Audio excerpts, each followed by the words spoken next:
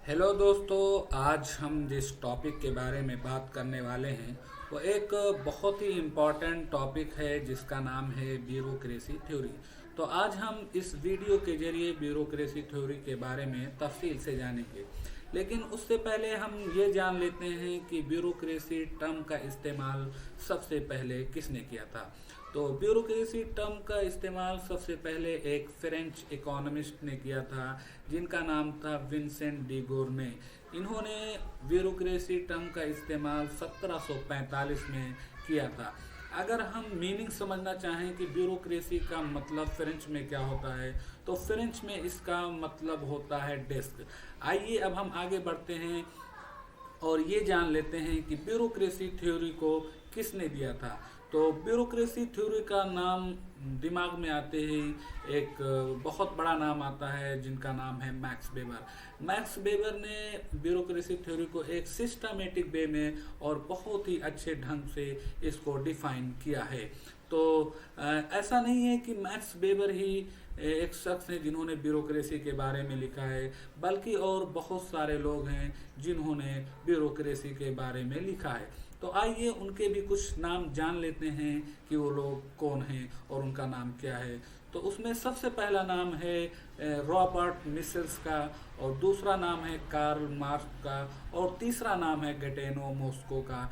इन लोगों ने भी ब्यूरोक्रेसी थ्योरी के बारे में लिखा, लेकिन जितने अच्छे और जितने सही तरीके से ब्यूरोक्रेसी का जो कॉन्सेप्ट है वो मैक्स वेबर ने दिया, इन उसके अलावा और कोई नहीं है जिन्होंने ब्यूरोक्रेसी के कॉन्सेप्ट को इतने अच्छे से बताया हो। तो आइए आगे बढ़ते हैं और जान लेते हैं कि मैक्स वेबर कौन थे और कहाँ के रहने वाले थे। तो ये वेस्टर्न जर्मन में पैदा हुए और जर्मन के ही रहने वाले थे। ये एक German sociologist and political economist थे। बाद में ये एक यूनिवर्सिटी के एक प्रोफेसर बने। आइए अब हम आगे बढ़ते हैं और मीनिंग ऑफ ब्यूरोक्रेसी यानी ब्यूरोक्रेसी का मतलब क्या होता है।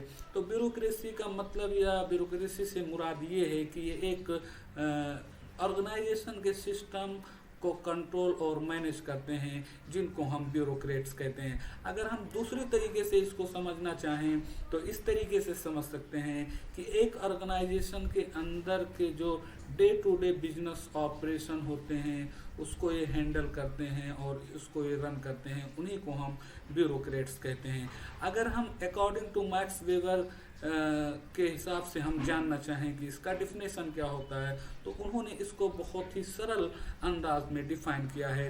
According to Max Weber is an administrative body of appointed official, यानी एक एडमिनिस्ट्रेटिव बॉडी के द्वारा जो ऑफिशियल्स अपॉइंटेड होते हैं उन्हीं को हम ब्यूरोक्रेट्स।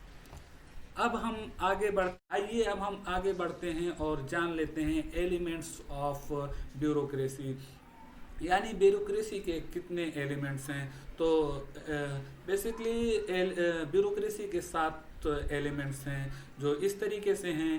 पहला है इम्पर्सनल ऑर्डर, दूसरा है रूल्स, तीसरा है स्फीयर ऑफ कॉम्पिटेंस, चौथा है हायरार्की, और पांचवा है separation of personal and public things, छठवां है रिटर्न डॉक्यूमेंट, एंड लास्ट और सातवां है मोनोक्रेटिक टाइप।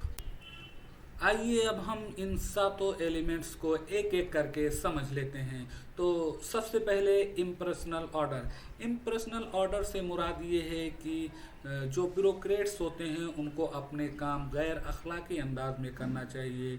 यानी जब ये काम करें तो ये ना देखें कि ये हमारा रिलेटिव है, ये हमारा फ्रेंड है, बल्कि उनको गैर अखलाकी अंदाज यानी बगैर किसी भेदभाव के करना चाहिए, और जो भी ऑर्गेनाइजेशन के रूल्स हैं उसको फॉलो करना चाहिए।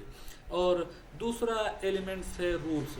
रूल्स किसी भी ऑर्गेनाइजेशन को रन करने के लिए रूल्स का होना बहुत ज़रूरी है, यानी बगैर रूल्स के हम किसी भी ऑर्गेनाइजेशन को रन नहीं कर सकते हैं। तो जो भी रूल्स हैं ऑर्गेनाइजेशन को उसको ब्यूरोक्रेट्स को फॉलो करना है, यानी विदाउट रूल्स हम अपने ऑर्गेनाइजेशन को रन नहीं कर सकते। तीसरा है स्फीयर ऑफ कॉम्पिटेंस। इससे मुराद या इसका मतलब ये होता है कि इसके अंदर हम लेवर ऑफ डिवीज़न करते हैं, यानी जो लेबरर्स होते हैं उनको हम कई डिवीज़न में बांट देते हैं, और उसके बाद हम ये देखते हैं कि किसके अंदर वो कैपेबिलिटी है या वो क्वालिटी है जो हमारे ऑर्गेनाइजेशन के लिए फिट बैठते हैं, उसी के हिसाब से उनके क्वालिफिकेशन के हिसाब से हम उनको हायर करते हैं। एंड फोर्थ इज यानी चौथा है हायरार्की। हायरार्की से मुराद ये होता है कि किसी भी ऑर्गेनाइजेशन में या किसी भी सेक्टर में जहां हम काम करते हैं, हर जगह एक हायर ऑफिसर होता है, एक लोअर ऑफिसर होता है। जो लोअर ऑफिसर होता है वो एक हायर ऑफिसर के अंडर काम करता है।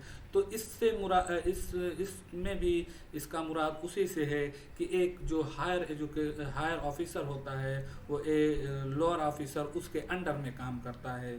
और पांचवा है separation of personal and public AIIMS. इसका मतलब ये होता है कि जो भी ब्यूरोक्रेट होते हैं उनकी पर्सनल एंड पब्लिक लाइफ दोनों डिफरेंस होती है। यानी वो ऑर्गेनाइजेशन के रिसोर्स को अपने पर्सनल यूज़ के लिए इस्तेमाल नहीं कर सकते, बल्कि उनको अपनी personal life and public life दोनों अलग होती है।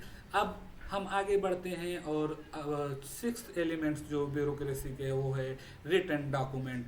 यानी ऑर्गेनाइजेशन के अंदर चाहे वो रूल्स हो, चाहे वो डिसीजन मेकिंग हो, हर चीज़ रिटन फॉर्म में होनी चाहिए जिससे हर कोई उसके बारे में अवेयर हो सके। और लास्ट होता है मोनोक्रेटिक टाइप।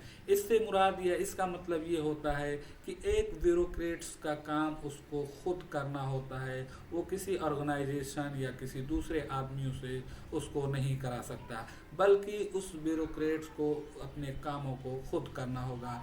तो ये थे 7 एलिमेंट्स ऑफ ब्यूरोक्रेसी, यानी ये 7 एलिमेंट थे ब्यूरोक्रेसी के जिसके बारे में हमने इस वीडियो में तफसील से जाना। आइए अब हम आगे बढ़ते हैं और जानते हैं to control excessive power of bureaucracy, यानी ब्यूरोक्रेट्स को हम कैसे